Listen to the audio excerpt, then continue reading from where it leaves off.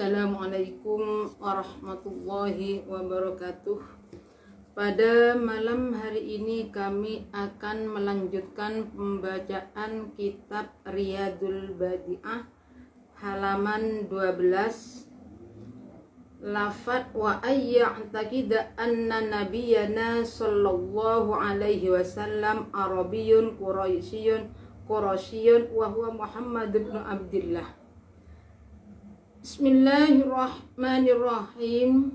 Wa ayya'taqidalan yento nikotaken sopo mukallaf.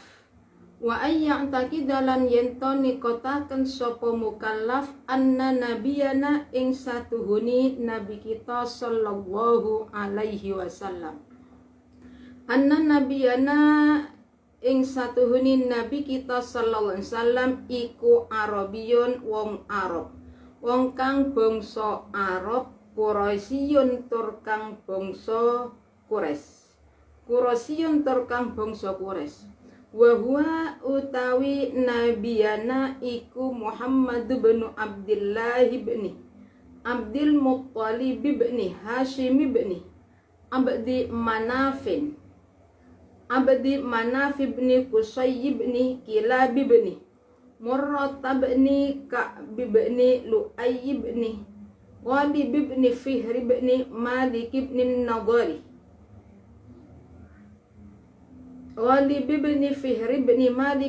Nadari bin Kinanah bin Huzaimah bin Mudrikah bin Ilyas bin Mudarab bin Nizar bin Ma'ad bin Adnanah iku Muhammad bin Abdullah ila akhirih. Nabi Muhammad bin Abdullah bin Abdul Muttalib bin Hashim bin Abdi Manaf bin Qusay bin Kilab bin Murrah bin Ka'ab bin Lu'ay bin Ghalib bin Fihr bin Malik bin Nadar bin Kinanah bin Huzaimah bin Mudrikah bin Ilyas bin Mudar bin Nizar bin Ma'ad bin Adnan. Wa ummuhu utawi ibuni nabiyana wa ummuhu utawi ibuni nabina iku Aminatu bintu Wahb bin Abdi Manaf bin Zuhrah bin Kilabin. Siti Aminah binti Wahab bin Abdi Manaf bin Zuhrata bin Kilab. Wa annahu lan satuhuni Nabi sallallahu alaihi wasallam iku abiyadu putih sopo Nabi musyarrabun kang den campuri sopo Nabi bihumrotin kelawan abang. Musyarrabun kang den campuri opo abyad bihumrotin kelawan abang. Wa annahu lan satuhuni nabi iku khotamul anbiya'i pungkasani piro nabi. Iku khotamul anbiya'i pungkasani piro nabi wal mursalina lan piro utusan. Wal mursalina lan piro utusan. Wa annahu lan satuhuni nabiyuna iku wulida den lahiraken sopo nabi bi Makkah ing dalem negara Mekah. Wa bu'itsa lan den utus sopo nabi biha ing dalem Madinah. Wa hajara lan hijrah sopo nabi ilal Madinati maring Madinah al Munawwarati kang mencorong opo Madinah. Hijrah ilal Madinah ba'dal Isra'i ing dalam sakwuse Isra. Wa matalan seto sopo nabi biha ing dalem Madinah.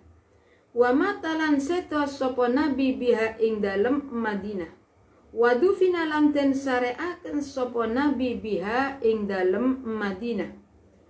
Dufina biha fi baiti Aisyah radhiyallahu anha ing dalemi Siti Aisyah radhiyallahu anha. ing dalem Siti Aisyah radhiyallahu anha. Bismillahirrahmanirrahim. Keterangannya dari wa annal mu'minina yashrabuna min haudi nabiyina Muhammadin sallallahu alaihi wasallam wa yanaluna syafa'atahu yaumal qiyamah. Wa annal mu'minin yashrabun. Jadi semua orang mukmin nantinya akan meminum telaganya Rasulullah, telaga Kausar. Itu nanti semua orang mukmin bisa meminumnya, dan mereka semua orang mukmin akan mendapatkan syafaat Rasul. Kapan? Pada hari kiamat. Jadi pada hari kiamat orang-orang yang beriman akan mendapat syafaatnya Rasulullah sallallahu alaihi wasallam. Wa akbaru syafaatihi sallallahu alaihi wasallam asy-syafaatul uzma fi faslil qada'i. Lebih besarnya syafaatnya Rasulullah nama syafaatul uzma. Syafaatul uzma itu nantinya syafaat yang umum kepada semua makhluk. Wa hadhis wa akbaru syafaatihi asy-syafaatul uzma fi faslil qada. Wa hadhihi syafa'ah ta'ummu jami'al khalqi min insin wa jinnin wa mu'minin wa kafirin min hadhil ummah wa ghairiha.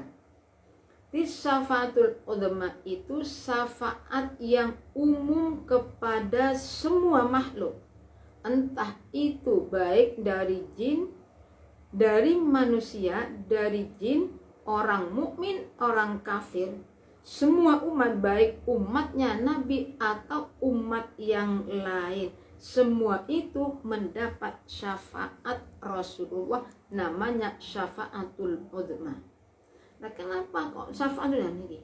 Jadi, kemarin sudah saya jelaskan bahwa besok pada hari kiamat, di saat kita itu digiring kepada padang mahsyar, semua umat mulai dari umatnya Nabi Adam sampai umatnya Nabi Muhammad sallallahu alaihi wasallam mencari para utusan untuk diminta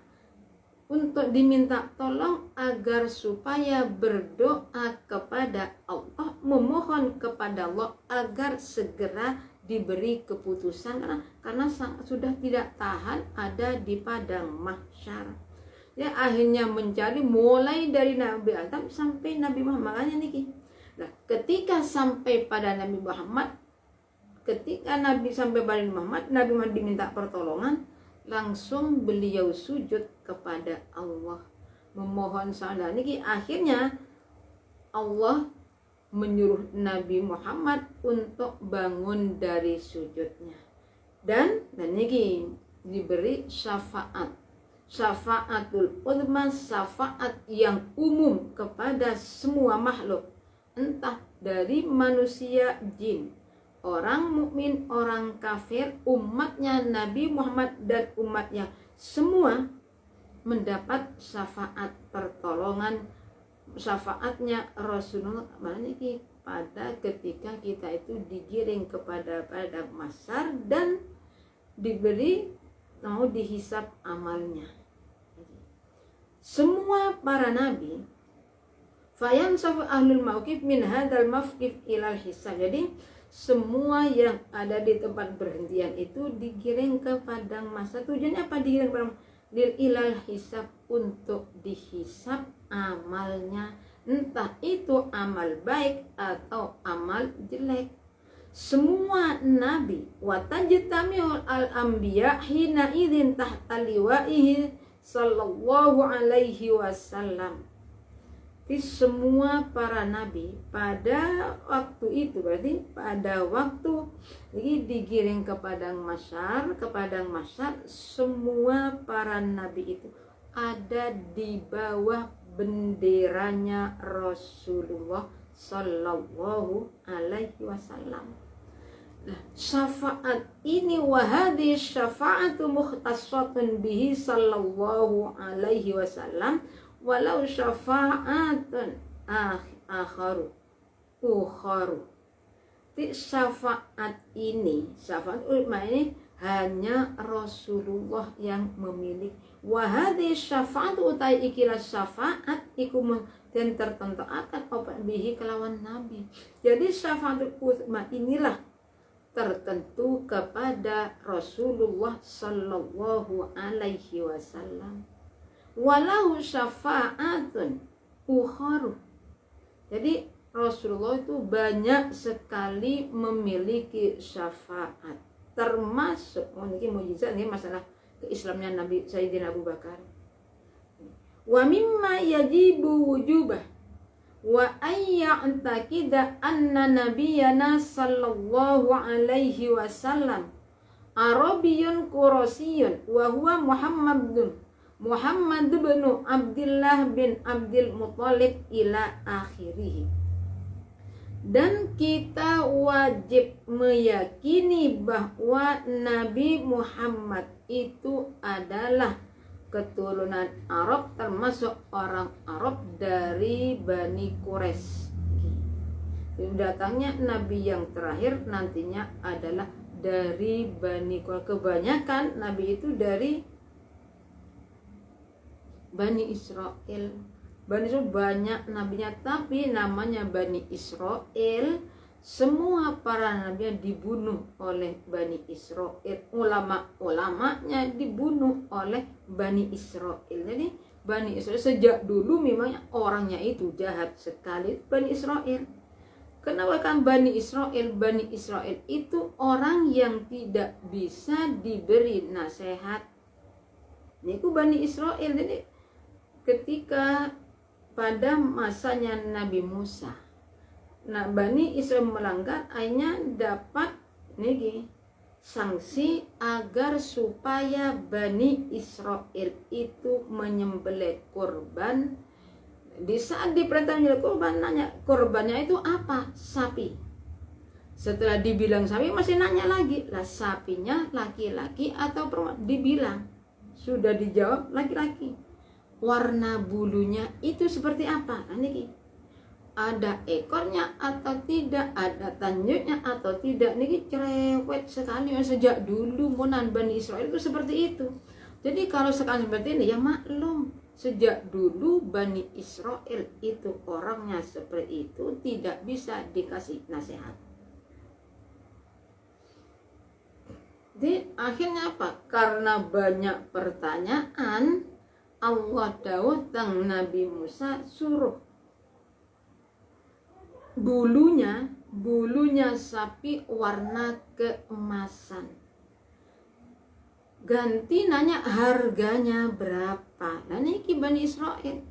Akhirnya Allah memberi harga yang sangat tinggi sekali. Harganya sama dengan beratnya sapi. Nah ini lah, apakah ada sapi yang warna keemasan? Lah pada waktu itu memang ada seorang yang soleh meninggal dunia, punya anaknya laki-laki masih kecil. Nah orang tua sebelum meninggal dunia, sapinya itu dititipkan kepada Allah Subhanahu wa ta'ala, dilepas ada di hutan. Karena dititipkan kepada Allah, ya selamat sampai anak itu dewasa. Setelah anak itu besar, ibunya bilang, nak, sampan cari ayahmu dulu ada di hutan ini, titip sapi kepada Allah. Cari di sini, nanti sampan lihat warna bulunya seperti ini benar. Ketika anak itu karena sudah tidak punya uang, mau menjual sapi tersebut, Matur bertanya, Bu, sapinya itu mau dijual berapa sekian? Ketika mau dijual di pasar, lah ketepatan sapi itulah yang dimaksud oleh Allah Subhanahu wa ta'ala dengan harga yang sangat tinggi. Ketika ditawar, anak nggak mau. Nah kalau saya dengan kita disuruh jual 10 15 juta ditawar 100 langsung dikasih. Tapi anak ini taat kepada ibunya. Dulu saya mau nanya kepada ibu saya, boleh atau tidak dihargai seberat sapi? Ini itu kisahnya anak yang taat, kisahnya Bani Israel yang cerewet, nggak bisa diberi nasihat. Itu Bani Israel. Pun kembali pada ini, di Rasulullah itu kita harus meyakini bahwa Rasulullah orang Arab dan Bani Quraisy. Sedangkan nasabnya Rasulullah dari ayah adalah ini Muhammad bin Abdullah. Jadi Nabi Muhammad putra dari Abdullah, Sayyidin Abdullah putra dari Abdul Muttalib, Abdul Muttalib bin Hasim, Hasim bin Abdi Manaf. Nah, niki nanti sampai pada Adnan. Sedangkan ibu Rasulullah niki, nasab Rasulullah dari pihak ibu adalah niki Siti Rasulullah putranya Siti Aminah putranya Wahab, Wahab putranya Sayyid Abdi Manaf putranya Zuhra putranya Kilab. Siti Aminah niki kalau Rasulullah putranya Abdullah niki ketemunya itu niki Abdul Manaf bin Qusay di sini. Jadi bertemunya keluarga Rasulullah sebenarnya Abdullah ayah Rasulullah dengan ibu Rasulullah itu masih ada saudara. Bertemunya pada Kilab. Nih. Jadi, kalau dilihat dari silsilah, dilihat dari Kilab berarti Siti Aminah, Wahab, Abdul Manaf, Zuhra bin Kilab itu 5. Dari Siti Aminah sampai kepada Kilab itu 5 turunan. Sedangkan kalau Rasulullah sampai pada Kilab, Rasulullah, Abdullah, Abdul Muttalib, Hasim, Abdul Manaf, Qusay, Kilab bin Murrah. Kilab bin Murrah berarti kalau Rasulullah dari Rasulullah sampai pada Kilab itu jarak 7. Berarti kalau dilihat dari segi keturunan ini dari segi keturunan Rasulullah itu masuk pada masih putunya Siti Aminah. Tapi kalau umurnya jelas lebih tua Rasulullah Sallallahu Alaihi Wasallam dengan Siti Aminah. Jadi masih ada keluarga. Sebenarnya ini pada asalnya ini yang ingin Siti Aminah itu dijodohkan dengan Abdul, tapi Sayyid Abdul Muttalib kakeknya Rasulullah itu pernah punya nadar bahwa kalau saya punya anak sekian nanti salah satu dari anak mau dibuat korban. Apa yang dikatakan nih Abdul Muttalib sekali mengatakan pasti dilaksanakan. Akhirnya sampailah pada waktu di mana Abdul Muttalib akan melaksanakan nadarnya, yakni akan menyembelih salah satu dari putra beliau. Diundi semua putranya, ternyata yang keluar undian Abdullah, ayah Rasulullah Sallallahu Alaihi Wasallam. Nah, pada waktu itu saya Abdul Muttalib itu sudah diberi nasihat, banyak yang beri nasihat agar supaya tidak menyembelih putranya, tapi harus diganti dengan hayawan. Kalau sampai Abdul Muttalib nanti menyembelih, pasti selanjutnya akan anak-anaknya yang akan disembelih oleh orang Quraisy. Diberi nasihat ini tetap pada pendirian. Akhirnya karena sudah tidak ada jalan lain, tetap Abdul Muttalib pada pendiriannya harus menyembelih putra. Salah satu memberi pendapat, sudah kalau memang sampan tidak mau, gini saja, sampan bertanya kepada ini ahli nujum, apa yang dikatakan dia, seumpama anaknya suruh disembelih, ya sembelih saja, nggak masalah. Akhirnya Abdul Muttalib itu menyetujui pendapat tersebut, bertanya kepada pendeta. Akhirnya apa kata pendeta? Diganti dengan onta 100 onta. Jadi ini Abdullah itu nggak jadi disembelih, diganti dengan 100 onta. Setelah Abdullah bebas dari penyembelihan kakeknya, ayahnya, barulah Sayyid Abdullah itu dijodohkan dengan Siti Aminah. Setelah jadi perjodohan nikah, dapat berapa hari kemudian Sayyid Abdullah ikut kerja dagang. Nah, masih kemanten baru ditinggal kerja. Dalam pekerjaannya sampai berapa bulan, Siti Aminah ternyata hamil. Sayyid Abdullah waktu semua pedagang itu mau pulang, semua menunggu kedatangan keluarga untuk pulang kembali ke Mekah. Tapi Sayyid Abdullah dalam keadaan sakit sehingga tidak bisa kembali. Pada akhirnya Sayyid Abdullah meninggal dunia, nggak kembali. Jadi yang datang adalah kabar kematian Abdullah. Pada waktu Sayyid Abdullah meninggal dunia, Rasulullah dalam kandungan mencapai 2 bulan. Niki betapa niki sedihnya Siti Aminah menunggu suami kemanten anyar. Niki ternyata kabar kematian. Berarti kebebasan Abdullah itu ternyata niki faedahnya di sini. Jadi hanya untuk nikah dengan Siti Aminah dan melahirkan putra yang bernama Muhammad Nabi Muhammad Shallallahu Alaihi Wasallam. Dalam masa Siti Fatimah mengandung Rasulullah, banyak kejadian-kejadian yang terjadi pada Siti Aminah. Ini menunjukkan bahwa bayi yang ada di dalam kandungan Siti Aminah itu adalah orang yang sangat mulia.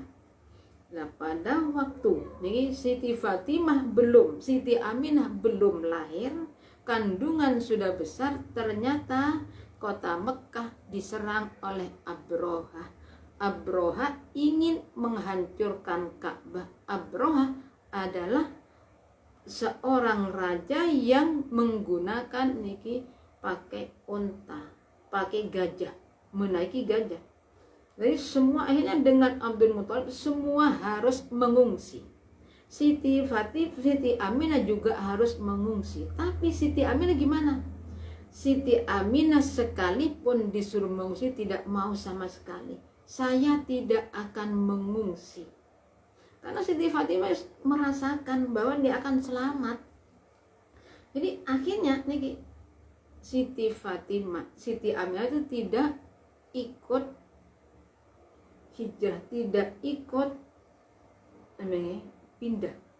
Kemudian ketika Raja Abrohah datang, Abdul Muthalib menghadap musyawarah, tapi Abrohah tetap memaksakan diri. Akhirnya datanglah pertolongan Allah melalui burung ababil. Jadi di sini kisahnya. Jadi kalau kita itu mengingat betapa keadaan Rasulnya seperti itu mulai kecil, sudah dalam kandungan ayah sudah meninggal dunia. Makanya kita itu harus menjadi orang yang bisa menghormati, mengasihi anak yatim. Jadi Rasulullah umur berapa bulan, berapa tahun ibunya meninggal dunia. Jadi Rasul itu dalam keadaan yatim piatu dan diasuh oleh Abdul Muthalib. Bismillahirrahmanirrahim.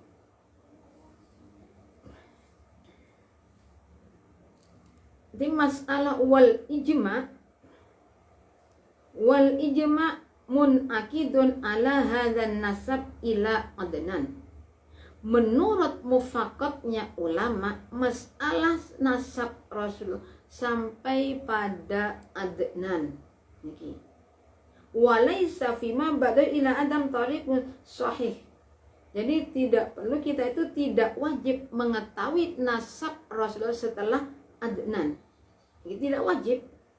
Tanpa khilaf al-ijtima, semua mufakat, semua ulama mufakat bahwa untuk mengetahui nasab Rasul hanya sampai dari pihak ayah sampai Adnan di sini.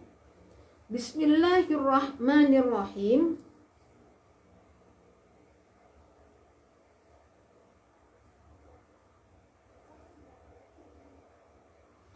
Wa annahu abiyadu musyarrabun bi khumratin wa ana khatamul anbiya wal mursalin.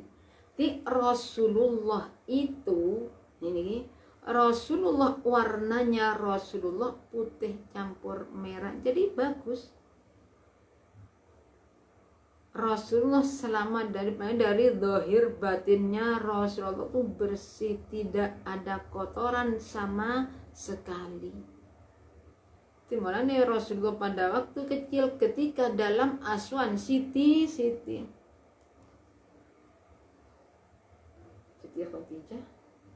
Siti Khadijah istrinya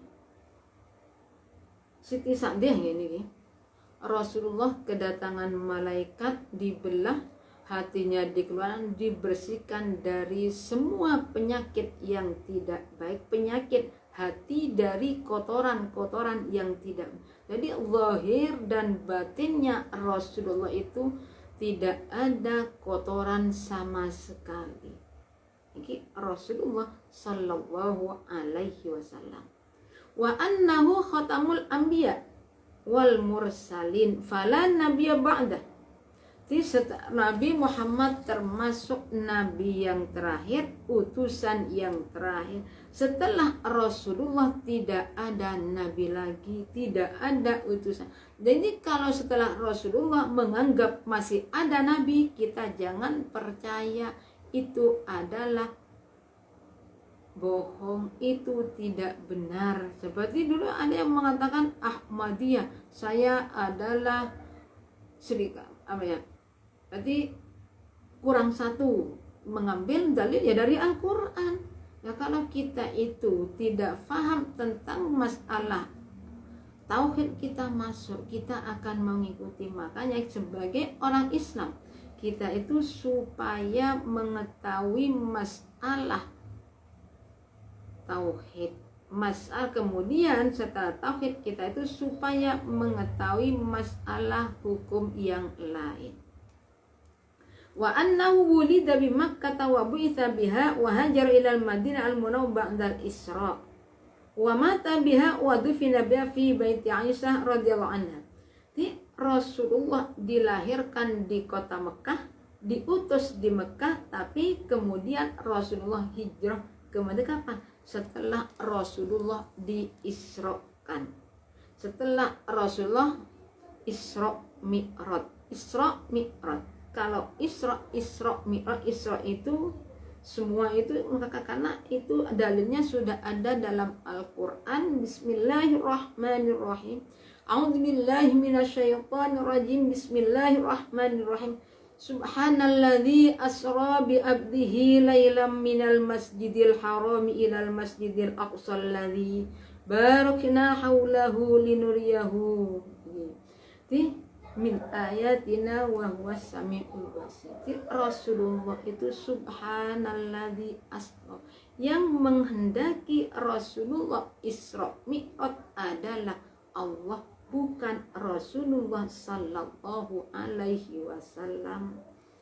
Isra, perjalanan Rasulullah dari Masjidil Haram ke Masjidil Aqsa. Mi'raj dari Masjidil Aqsa sampai Sidratil Muntaha. Rasulullah hijrah ke Madinah setelah Isra Mi'raj.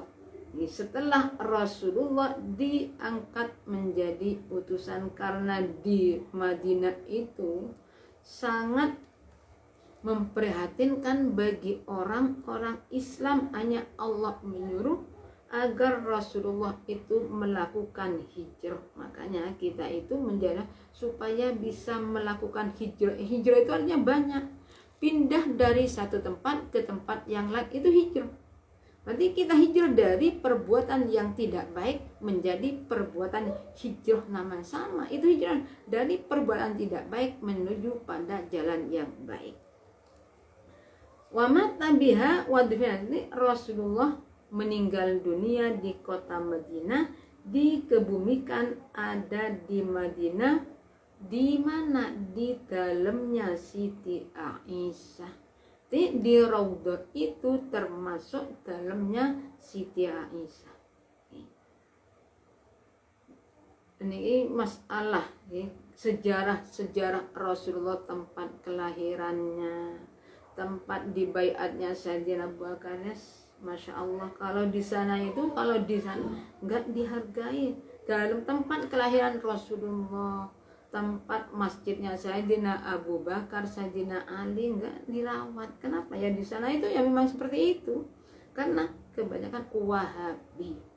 Bahkan pernah kejadian Wahabi itu di negara sana ingin membongkar pesarian Rasulullah Sallallahu Alaihi Wasallam. Jadi memang orang Wahabi itu, kalau kita itu nanti pergi ke kuburan dianggap musyrik, gini-gini musyrik, dan itu Wahabi, orang Wahabi. Jadi kita itu hati-hati kepada orang Wahabi.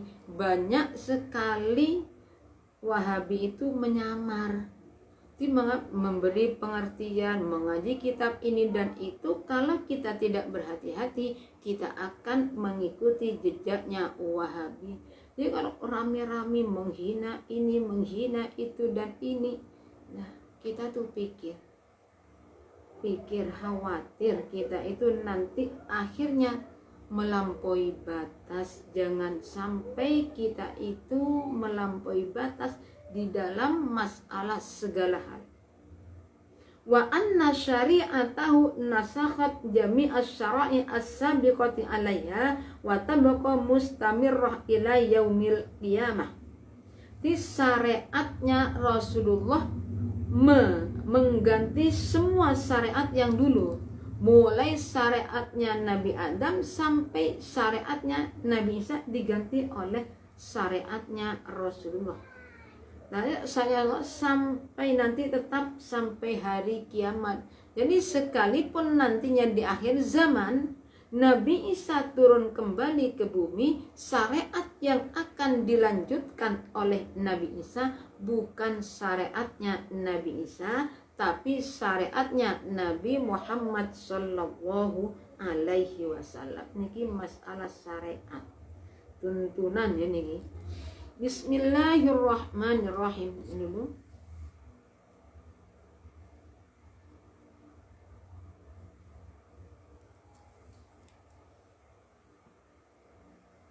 Jadi syariatnya Rasul itu sampai pada hari kiamat.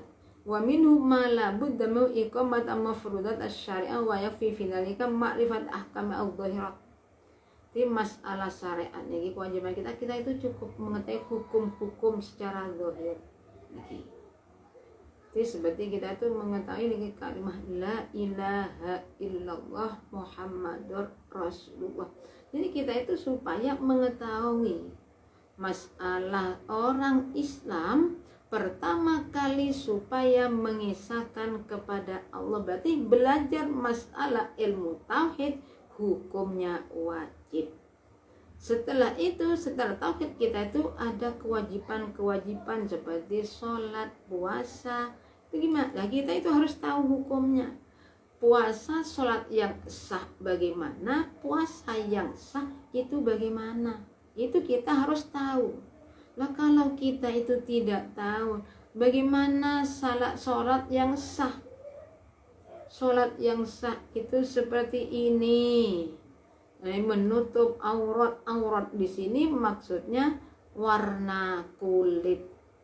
Warna kulit. Jadi kalau pakai ruku jangan sampai pakai ruku yang sangat tipis sehingga warna kulit kita itu seperti kan apa ya? Parasit apa itu kan yang sangat tipis dan pasti kelihatan kulitnya, warna kulitnya kelihatan. Itu gimana? Jangan pakai ruku yang seperti itu. Termasuk lagi seperti masalah rukuh potongan. Lah ruku potongan itu banyak pendapat. Nah, untuk mempermudah jalan keluar gimana? Sekarang pakai ruku potongan tuh banyak sekali.